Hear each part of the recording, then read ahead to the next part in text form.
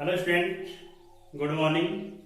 संस्कार public senior secondary school बड़ाव की online class में आपका एक बार फिर से स्वागत है।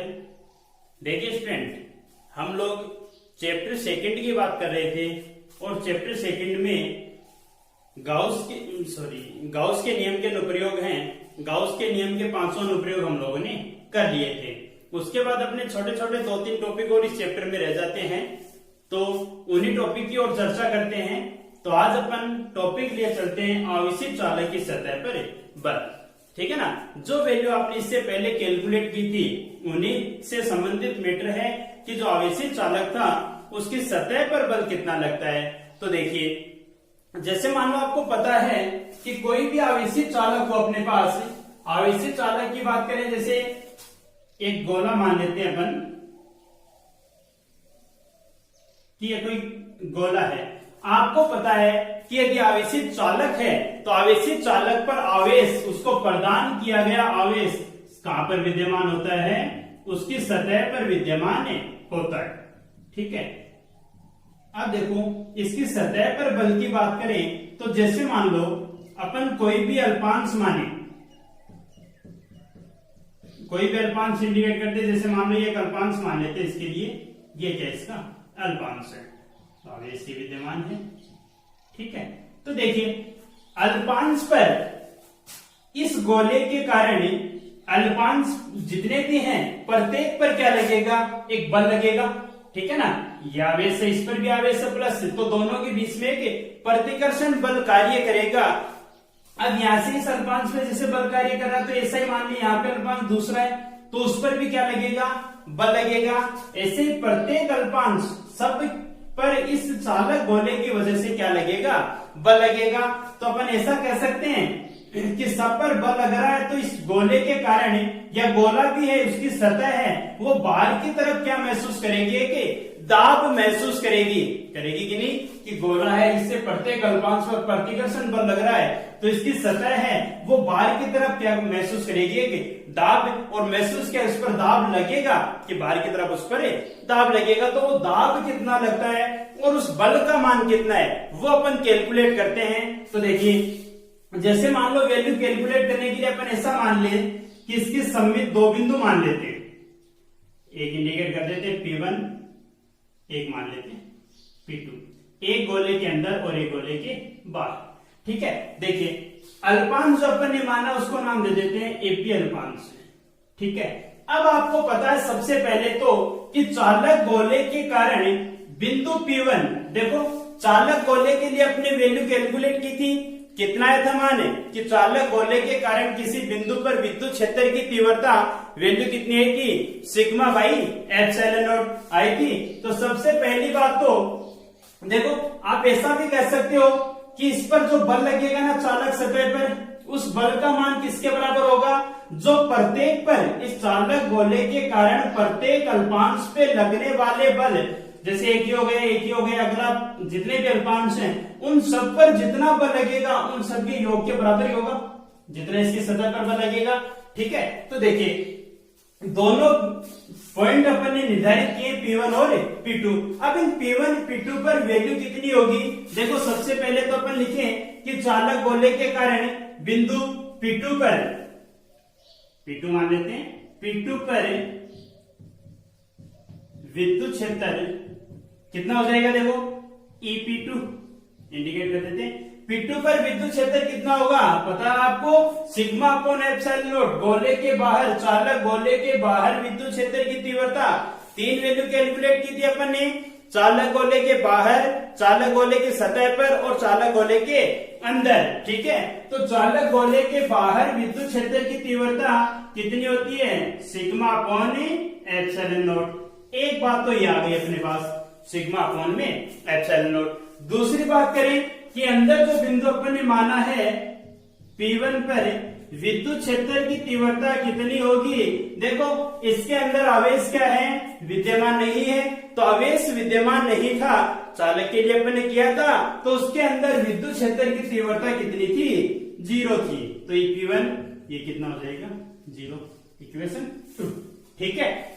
अब देखिए, जो अल्पांश हम लोगों ने माना है उस अल्पांश पर देखो इस गोले की, इसको भी अल्पांश नाम दे देते हैं, बाकी बची वैल्यू को एसीबी मान लेते हैं कि एसीबी ये पूरा एक अल्पांश हो गया, दूसरा अल्पांश ये है। तो देखो मान लेते हैं कि ए बी अल्पांश के कारण दोनों बिंदुओं पर विद्युत क्षेत्र कितना है, E1 मान लेते हैं कि फर्स्ट अल्पांश ये, और बाकी एसीबी के कारण कितना है, E2 लिख देता हूं मैं। माना अल्पांश AB व एसीबी के कारण बिंदु P1 व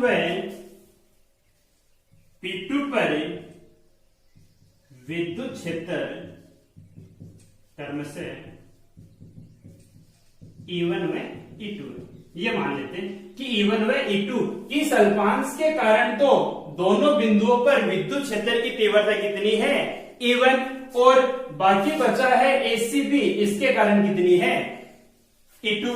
ठीक है, अब देखिए आपको पता है, आपने जब फर्स्ट चैप्टर में अध्ययन किया था द्विध्रुव के कारण विद्युत क्षेत्र की तीव्रता, उस समय आपको बात बताई थी कि यदि प्लस आवेश है अपने पास तो उस आवेश के कारण किसी बिंदु पर विद्युत क्षेत्र की तीव्रता, उसकी दिशा कैसी होती है, आवेश से बिंदु की तरफ चलिए और बिंदु से बाहर की तरफ। यानी अपन ने भी गाउस के नियम के जो अनुप्रयोग किए थे उसमें इस वैल्यू को कैलकुलेट किया था अपन ने, तो सब जगह यही वैल्यू थी कि बिंदु से बाहर की ओर प्लस आवेश के कारण। ठीक है, तो ध्यान दीजिए, देखो सबसे पहले अपन P2 पर बात करें तो AB है, AB के कारण E1 है, तो AB से कहां चलेगा, बिंदु की तरफ चलिए और बिंदु से बाहर की तरफ, यानी ये तो हो गया कौन सा, E1। कौन से कारण, AB के कारण, डायरेक्शन का ध्यान देना, AB के कारण प्लस आवेश के कारण बिंदु पर विद्युत क्षेत्र की दिशा कौन सी होगी, बिंदु की तरफ चलते हुए बिंदु से बाहर की ओर, यानी ये तो आ गया E1 इस अल्पांश के कारण बिंदु P2 पर। बाकी अल्पांश के कारण देखिए इस पर भी प्लस आवेश है, तो भी एक पॉइंट चार्ज की तरह ही है कि नहीं, तो इसके कारण भी विद्युत क्षेत्र की तीव्रता कौन सी हो जाएगी, E2। यानी P2 पर दोनों अल्पांश AB और ACB के कारण विद्युत क्षेत्र की तीव्रता एक ही दिशा में आ रही है। ठीक है, दूसरा देखिए बिंदु P1 पर देखो AB इस अल्पांश के कारण तो कहां आएगी, अल्पांश पे देखो आवेश प्लस, तो बिंदु की तरफ चलते हुए बिंदु से बाहर, यानी E1 तो ये आ गया। दूसरा देखो ACB के कारण, ACB अल्पांश ये, इससे बिंदु पर विद्युत क्षेत्र की तीव्रता कौन सी बनेगी, बिंदु की तरफ चलते हुए बिंदु से बाहर की ओर। बात समझ में आई, E1 और E2, यानी P2 बिंदु पर तो डायरेक्शन ये मिली और P1 पर कौन सी है, दोनों डायरेक्शन एक दूसरे के विपरीत हैं। ठीक है, ध्यान रहेगा। एक बार वापस देखिए, AB अल्पांश के कारण यानी प्लस आवेश के कारण आपको पता है कि विद्युत क्षेत्र की तीव्रता कैसी प्राप्त होती है, बिंदु की तरफ चलते हुए बिंदु से बाहर की ओर, यानी AP अल्पांश के कारण अपन ने कितना माना है, E1 माना है, तो E1 की डायरेक्शन तो कौन सी हो गई, बिंदु से बाहर की ओर। ठीक है, दूसरा इस अल्पांश के कारण ACB के कारण कितना माना अपन ने, E2, तो E2 की डायरेक्शन भी कौन सी हो जाएगी, प्लस है, बिंदु की तरफ चलते हुए बिंदु से बाहर की ओर, ये हो जाएगी डायरेक्शन किसकी, E2 की। ठीक है, तो ये तो एक बिंदु की बात हो गई। इस बिंदु पे देखें अपन, तो इसके कारण तो बिंदु की तरफ चलते हुए बिंदु से बाहर की ओर, यानी E1 की डायरेक्शन तो ये बन जाएगी। इस अल्पांश के कारण देखिए तो बिंदु की तरफ चलते हुए बिंदु से बाहर, यानी आवेश सारा ये है, तो बिंदु की तरफ चलिए और बिंदु से बाहर, यानी E2 की डायरेक्शन ये बन जाएगी। ठीक है, अब देखिए इन दोनों अल्पांश के कारण वैल्यू कितनी आएगी, देखो अल्पांश AB और ACB के कारण यदि अपन बात करें सबसे पहले P2 पर, बिंदु P2 पर, यानी EP2 विद्युत क्षेत्र की तीव्रता EP2 कितना हो जाएगा, दोनों सेम डायरेक्शन में होंगी तो दोनों वैल्यू ऐड हो जाएंगी, यानी कितना आएगा, E1 प्लस E2। एक बात तो ये होगी अपने पास। दूसरी बात समीकरण 3 दे देते हैं। सेकंड देखिए बिंदु P1 पर विद्युत क्षेत्र बिंदु P1 पर, अभी ये तो देखो एक्चुअल वैल्यू थी अपने पास, टोटल इस गोले के कारण विद्युत क्षेत्र की तीव्रता थी दोनों बिंदुओं पर। अब ये वैल्यू लिखी अपन ने किसके कारण है, अल्पांशों के कारण है, ठीक है ना, दोनों अल्पांश उनके कारण वैल्यू है अपने पास। तो देखिए EP1 कितना बनेगा, EP1 E1 माइनस E2, ये बनेगा E1 माइनस E2 बन जाएगा, ठीक है। अब देखिए ऐसे समीकरण 4, अब देखो ऐसा लिख दें कि समीकरण 2 व 4 से कह सकते हो, समीकरण 2 और 4 दोनों की तरफ ध्यान दीजिए। समीकरण 2 तो क्या है, EP1 0, समीकरण 4 क्या है, EP1 इक्वल्स में E1 माइनस E2, यही तो है। यानी ऐसा कह सकते हैं क्या, E1 minus E2 equals 0, EP1 की जगह 0 पुट किया अपन ने, ठीक है। यानी E1 इक्वल्स में कितना बनेगा, E2 बन जाएगा, E1 इक्वल्स में E2, ठीक है।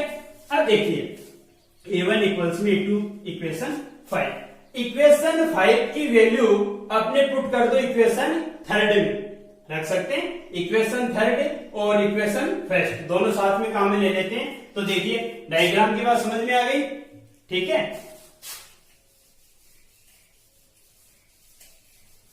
तो देखिए कितनी वैल्यू बनेगी अपने पास से,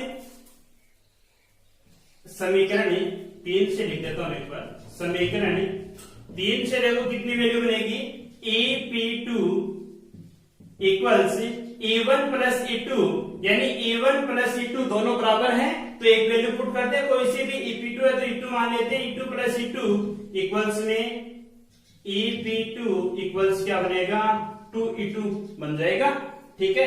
EP2 की वैल्यू अपने पास समीकरण 1 में तो कितना हो जाएगा, sigma upon epsilon not equals में 2E2, यानी यहां से E2 इक्वल्स में कितना बनेगा, sigma upon 2 epsilon not, equation 6।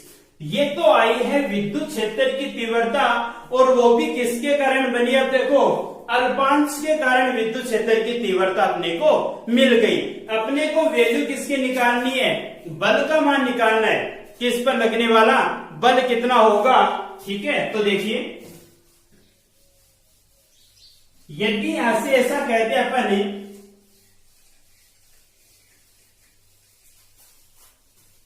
कि जो अल्पांश माना है, माना अल्पांश पर कुल आवेश dq है, कितना मान लेते हैं, अल्पांश पे कुल आवेश dq है, तो dq के कारण लगने वाला बल, dq के कारण लगने वाला बल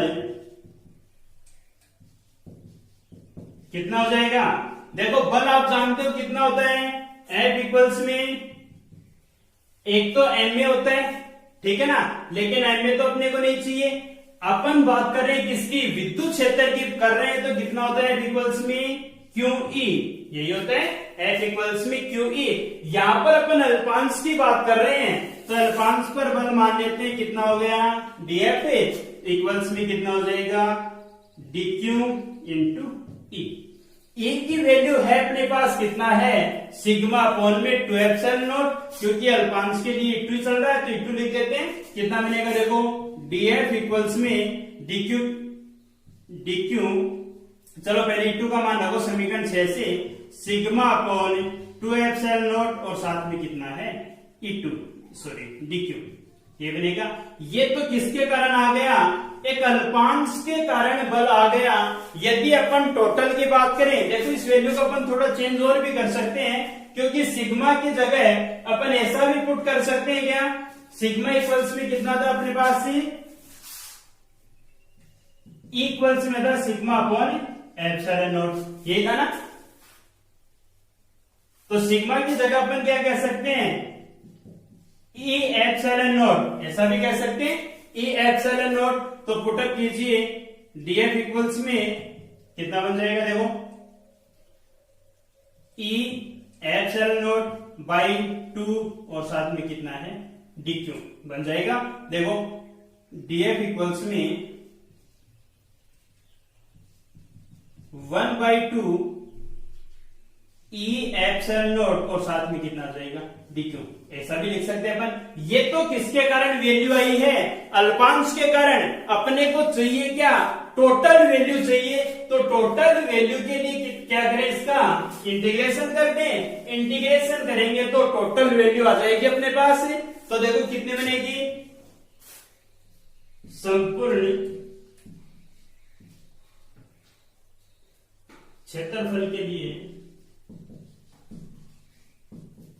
विद्युत बल, संपूर्ण विद्युत क्षेत्र के, संपूर्ण विद्युत क्षेत्र के कारण बल। देखो कितना हो जाएगा, टोटल विद्युत क्षेत्र के कारण बात करें तो क्या करें, इंटीग्रेशन df इक्वल्स में कितना हो जाएगा, इंटीग्रेशन 1/2 ऊपर वाले का लिखे क्या, integration sigma upon 2 epsilon not dq। देखो बात है कि इसके लिए लिख दो या इसके लिए लिख दो, दोनों वैल्यू लिख देते हैं अपन। कितना हो जाएगा, देखो इंटीग्रेशन df इक्वल्स में सिग्मा अपॉन 2 एप्सिलॉन नॉट और साथ में कितना आएगा dq। ठीक है, इंटीग्रेशन dq। ये बन गया टोटल विद्युत क्षेत्र के कारण बल, यानी सतह पर जितना बल लग रहा वो तो आ गया अपने पास से। यदि अपन बात करें कि दाब कितना होगा, कि एकांक क्षेत्रफल पे लगने वाले दाब की वैल्यू कितनी होगी, तो देखिए दाब आप जानते हो P बराबर क्या होता है, F/A। ठीक है, अपन एक टोटल क्षेत्रफल या अल्पांश की बात करें थी कि अल्पांश पर बल कितना लगेगा। ये तो बल आ गया, दाब कितना लगेगा, तो दाब की वैल्यू कैलकुलेट करने के लिए देखिए P इक्वल्स में dF/dA मान सकते हैं, dF/dA। तो यानी P इक्वल्स में dF की वैल्यू थी अपने पास sigma upon 2 epsilon naught into में कितना था dq, ये था, और अपॉन में कितना है dA। देखो dq/dA क्या होता है, आपको पता है कि पृष्ठ आवेश घनत्व सिग्मा है, वो कितना होता है dq/dA। यानी P कितना बनेगा यहां से सिग्मा अपॉन 2 एप्सिलॉन नॉट और इनटू में कितना है वापस सिग्मा आ जाएगा। ठीक है, इसकी जगह रख सकते हैं अपन सिग्मा। तो P इक्वल्स में कितना आएगा, सिग्मा स्क्वायर अपॉन में 2 एप्सिलॉन नॉट। ये तो आ गई सिग्मा और एप्सिलॉन नॉट के पदों में वैल्यू। अपने को दूसरी वैल्यू लिखनी हो कि दूसरी वैल्यू कितनी बनेगी, तो सिग्मा इक्वल्स में वही कितना था, sigma equals E epsilon not, ये था ना समीकरण 1 देखना, सिग्मा इक्वल्स में E एप्सिलॉन नॉट। तो कितनी हो जाएगी, P इक्वल्स में सिग्मा की जगह वैल्यू पुट कीजिए, तो E एप्सिलॉन नॉट बाई कितना है 2 एप्सिलॉन नॉट और इसका है होल स्क्वायर। ठीक है, तो कितना बनेगा, P इक्वल्स में 1/2 E square epsilon not square upon में कितना है एप्सिलॉन नॉट। एप्सिलॉन नॉट से एप्सिलॉन नॉट कैंसिल, यानी P इक्वल्स में कितना आएगा 1/2 E स्क्वायर एप्सिलॉन नॉट। बात समझ में आई।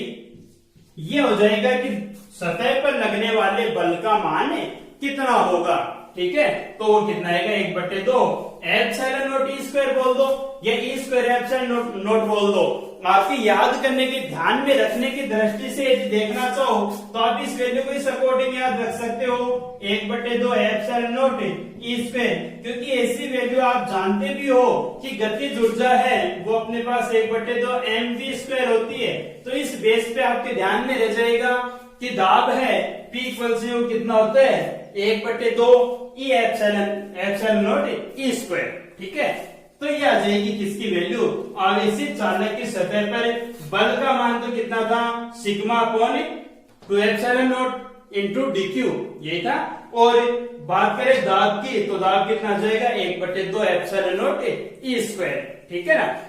देखो जो अपन ने बल की वैल्यू निकाली थी ना, उसमें भी आप चाहो तो dq की जगह वैल्यू पुट कर सकते हो, dq की जगह वैल्यू पुट कर सकते हो। dq कितना हो जाएगा, वहां से देखो DQ देखना चाहो, देखो थोड़ा सा बता देता हूं वापस आपको।